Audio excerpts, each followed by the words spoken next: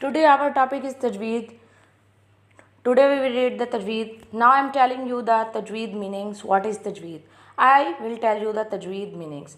The word Tajweed literally means correct pronunciation or doing something well. In the context of the Quran, it refers to the rules and guidelines for the proper pronunciation and recitation of Arabic text of the Quran.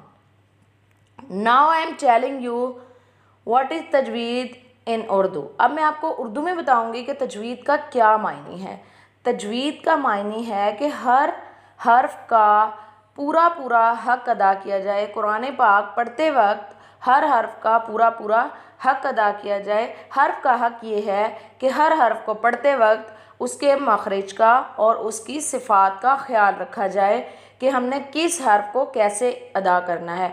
For example मैं आपके सामने सूरतुल इखलास की तिलावत करूँगी और उसमें मैं आपको बताऊँगी कि हमने तमाम हरूफ को किस तरीके से अदा करना है और हर्फ का हक क्या होता है.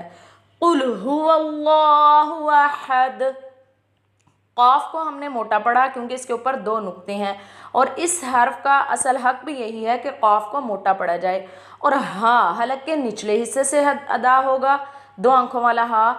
तो इसका हक भी यही है कि हम इसको हलक के निचले हिस्से से अदा करें. लाम मोटा होगा तो अगर हम लाम बारीक पढ़ेंगे तो हर्फ का सही हक अदा नहीं होगा. कुल हुवल्लाहु अहद, अल्लाहु समद. लाम को मोटा पढ़ेंगे, ठीक है. और असल हर्फ का हक भी यही है कि हम लाम को मोटा पढ़ें.